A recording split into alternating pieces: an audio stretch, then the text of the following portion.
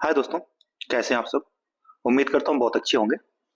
आज हम इस वीडियो में डिस्कस करेंगे जो हमारा 17th बीपीएससी है उसके संबंध में यहाँ चर्चा करूंगा मैं आज। 17th बीपीएससी का जो मेंस आप जानते हैं इसका बकाया है, इसके बारे में मैं 3-4 बातें डिस्कस करूंगा आपसे। ये मेरा अपना एक्सपीरियंस है, तीन तीन बार बीपीएससी मेंस देने के बाद मैं आपको अपनी जर्नी बताना चाहता हूँ कि आपको करना क्या चाहिए।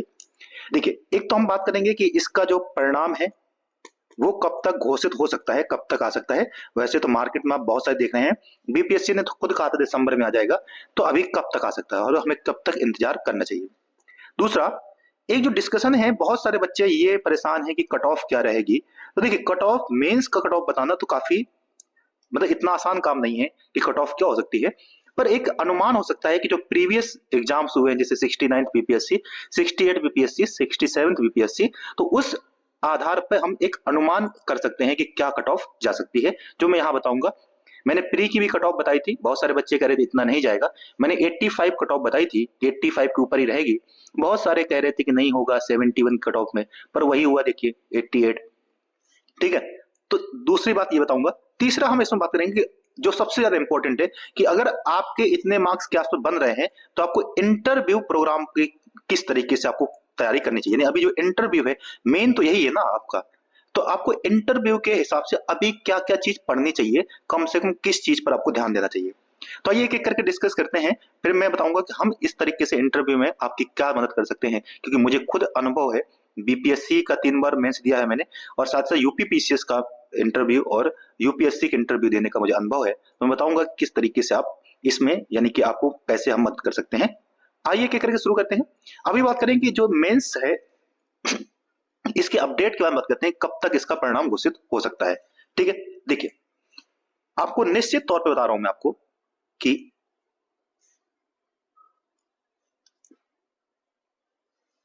निश्चित तौर ये पे आप समझिए, या तो फ्राइडे, जो अभी फ्राइडे आ रहा है, या तो फ्राइडे तक, सैटरडे तो आप जानते हैं कि बीपीएससी बंद रहता है, तो ये तो फ्राइडे तक, अदरवाइज मंडे निश्चित तौर पर आप मान के रखिए कि इस दिन तक आपका मेंस का परिणाम घोषित हो जाएगा। तो सोमवार तक या तो फ्राइडे तक अगर नहीं होता है तो मंडे को तो निश्चित तौर पे हो जाएगा। मीन्स आप 3 से 4 दिन का जो समय है उस पर आप इंतजार कर सकते हैं कि आपका मेंस का जो परिणाम है वह निश्चित तौर पे आएगा, ये तो मतलब है ही। ठीक है, यानी 10 तारीख के अंदर अंदर कह सकते हैं कि बीपीएससी मेंस जो है अपना जो मेंस का 70 मेंस का है वो परिणाम घोषित कर देगा। ठीक है, तो ये तो बहुत ज्यादा परेशान होना चाहिए क्योंकि अब तो समय नजदीक है। अभी जो हमें बात करनी है कि इसकी कट ऑफ की मैं बात करूं कि कट ऑफ मार्क्स क्या हो सकता है। देखिए, मैं आपको एक अनुमान दे सकता हूं। अगर मैं बात करूं जैसे 69th बीपीएससी की, तो उसकी कट ऑफ जो थी मेन यूआर की वो थी 466 मार्क्स। 466 मार्क्स, आप जानते हैं कि 900 मार्क्स का पेपर होता है। 900 मार्क्स के पेपर में 466 मार्क कट ऑफ थी। जीएस 1, जीएस 2 और एसी के इन तीनों के मार्क्स जोड़ते हैं और इसी आधार पर जो कट ऑफ बनती है वो बनती है। आप जानते हैं कि जो प्रीवियस है 69th में जो ऐसे था उसमें काफी अच्छे मार्क्स दिए गए थे। कुछ बच्चों को जो टॉपर थे उनको शायद 208 मार्क्स दिए गए थे। तो इस हिसाब से वो हो गया था 100। अगर आपके जीएस में, जैसे बताऊं कि जीएस में अगर आपका 165 से ऊपर बन रहा है तो आप ये मानिए कि आपको बहुत अच्छा स्कोर है। 165 के अगर ऊपर आपका स्कोर बन रहा है तो आप मानिए काफी अच्छा स्कोर है। जीएस 2 जो है, जीएस 2 में अगर आपका स्कोर जो है वो आप ये मानिए 140 के ऊपर बन रहा है तो काफी अच्छा है। और ऐसे में भी आप 150 के ऊपर आप मान के रखिए, 150 के अगर ऊपर आपके बन रहे हैं तो आप ये निश्चित तौर पर मानिए कि आपका जो है मेंस जरूर आएगा। अब देखिए, ये 69th की कट ऑफ है 466 मार्क्स। अभी मेरा जो अनुमान है, बहुत सारे कह रहे हैं कि 430 420, मैं इतना नहीं विश्वास करता, क्योंकि आप सोचिए ना कि कुछ कह रहे हैं बच्चे कि इसमें तो सीट ज्यादा है, यहाँ पे सीट कम थी, तो सीट कम थी तो बच्चे भी तो कम थे मेंस के ना। आप सोचिए कि सीट कम थी तो जो देखो प्री में तो कितने बच्चे हो सकते हैं, क्योंकि प्री में तो कोई तो वो नहीं है ना, बट मेंस में तो उसी अनुमान से उसी अनुसार बच्चे आएंगे ना। तो अगर 69th में सीट कम थी तो बच्चे भी मेंस कम दे रहे थे, और अगर 70 में सीट ज्यादा है तो उसका बच्चे भी तो उस हिसाब से 24-25 हजार बच्चे मेंस दिए हैं ना। और अगर 24-25 हजार बच्चे मेंस दिए हैं तो आप कैसे कह सकते कि कट ऑफ बहुत कम जाएगी। तो मेरा अनुमान है कि अगर 450 यानी 450 नंबर आपके आ रहे हैं, यूआर की बात कर रहा हूं मैं, अनरिजर्व कैटेगरी की, तो आप ये मानिए कि आपके निश्चित तौर पर आपका मेंस तो हो ही रहा है। तो अगर आपके 450 नंबर के आसपास बन रहे हैं तो आप ये मानिए कि आपका मेंस हो रहा है। और कैसे अनुमान आएगा, तो आपका देखिए अभी तो बहुत सारे टॉपर्स जो हैं प्रीवियस कॉपी आप देखिए और उसको ऑब्जर्व कीजिए कि कितने किस तरीके का उनका आंसर था और उसमें कितने नंबर दिए गए। देखिए ये वेरी करता है बहुत सारे, पर फिर भी आप एक अनुमान कर सकते हैं कि जो टॉपर्स की कॉपी है, अगर आप 3-4 कॉपी देखते हैं और उनके मार्किंग समझते हैं और अपना आंसर आप समझते हैं अपनी कॉपी देख करके, तो आप एक अनुमान कर सकते हो कि आपको कितने नंबर दिए गए हैं। ठीक है, तो ये एक फैक्टर हो सकता है। हाँ, एक फैक्टर ये था कि इस बार का कुछ बच्चे डीआई की बहुत शिकायत कर रहे थे कि जो डीआई है उस पे आपके नंबर कम हो सकते हैं कुछ बच्चों के, तो इस वजह से मैंने इसको मार्क्स डिक्रीज किया है, 450 के आसपास मैंने माना है।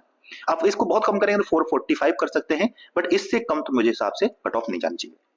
ठीक है, अब आइए नेक्स्ट डिस्कस करते हैं हम कि आपको अभी क्या करना चाहिए, इंटरव्यू प्रोग्राम जो है उस हिसाब से क्या करना चाहिए। क्या आप किसी को किसी इंटरव्यू प्रोग्राम को ज्वाइन करना चाहिए या नहीं करना चाहिए। तो देखिए 3-4 बातें बताता हूं। एक तो जो इंटरव्यू मेन इंपॉर्टेंट होता है वो है आपका इंट्रो। पूरी तरीके से मेन चीज जो है, जो आपका इंट्रोडक्शन होता है, आपका जो परिचय होता है, सबसे ज्यादा प्रश्न वहीं से बनते हैं, जिसको हम डेफ भी कहते हैं। जो डेफ भरा जाता है, जैसे यूपीएससी में डेफ होता है, जैसे कि इंट्रो में आप जिस जगह से होते हैं, जिस एरिया से होते हैं, वहां के बारे में आपसे पूछ सकता है, उस एरिया से कि आप जिस स्थान से हैं, तो आप अभी जिस डिस्ट्रिक्ट से भी हो, जहां से भी हो, आप उसके आसपास की कोई प्रसिद्ध चीजें हैं, कोई फेमस जगह हैं, उनके बारे में जानकारी प्राप्त कीजिए। ठीक है, और आपकी दिक्कतें क्या क्या है आपके एरिया में, आप उसमें क्या इंप्रूव कर सकते हैं, सुधार कर सकते हैं, उस टाइप के पॉइंट। दूसरा जो बन सकता है कि अगर आपकी कोई डिग्री आपने पढ़ाई की है, तो आपका जो भी ग्रेजुएशन था, उस ग्रेजुएशन से संबंधित आपके जो भी जानकारी है आप उसको थोड़ा अपडेट कीजिए। उसके बाद थोड़ा सा आप जानकारी एकत्रित कीजिए, कम से कम आपको पता रहे कि ग्रेजुएशन जिस सब्जेक्ट किया है आपने सच में पढ़कर किया था। तीसरा जो मेन हो सकता है, जो आपका विषय था, ऑप्शनल सब्जेक्ट जो आपने रखा होगा, उसके संबंध में भी आपको कम से कम मोटा मोटा जानकारी तो होनी चाहिए। देखिए पासिंग मार्क जरूर है, परंतु इंटरव्यू में काफी इफेक्ट कर सकता है, तो आपको इसके बारे में थोड़ा बहुत जानकारी होना चाहिए। ग्रेजुएशन का सब्जेक्ट क्या है, आपका जो जिस एरिया से है, आपके उसके बारे में जानकारी अभी एकत्रित करनी है। वहां कुछ प्रसिद्ध जगह है, कोई प्रसिद्ध स्थान है, ये पता करना है। ठीक है, और चौथा है आपकी हॉबी क्या है। तो हॉबी में बहुत सारे बच्चे कुछ ऐसा बता देते हैं कि ये हॉबी है, तो अगर आपकी हॉबी के बारे में काफी इंटरेस्टिंग हॉबी है, तो उससे संबंधित जो भी जानकारी हो सकती है आप उसको एकत्रित कीजिए।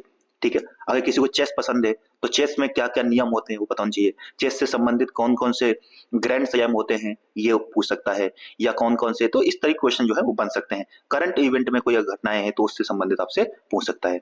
जैसे कुकिंग किसी किसी बच्चे की हॉबी होती है, तो कुकिंग में क्या क्या है, इंडियन है, वेस्टर्न है, ठीक है, इंडिया में कितनी वैरायटी ऑफ फूड्स हैं, उन सब चीजों के बारे में आप बहुत अच्छे से, क्योंकि मेन चीज है आपका वहां पे आपकी जानकारी नहीं, आपके बताने का तरीका और आप कितना अच्छे से किसी चीज को बताते हैं वो काम आएगा। तो अभी जो आपको काम करना चाहिए वो आप अपने इंट्रोडक्शन पे काम कर सकते हैं। देखिए ज्यादा टाइम नहीं रहेगा, एक चीज याद रखिएगा कि यूपीएससी मेंस के परिणाम आने के बाद निश्चित तौर पर अगर 10 तारीख तक आ जाता है, तो 20 से 25 तारीख के बाद मानिए कि आपका इंटरव्यू शुरू हो जाएगा, क्योंकि काफी सारे बच्चे हैं, तो इंटरव्यू भी कम से कम 1 से 1.5 महीने या 2 महीने तक होगा। तो अगर ये करते हैं, तो दूसरा जो सबसे ज्यादा इंपॉर्टेंट काम कर सकते हैं वो है करंट इवेंट्स।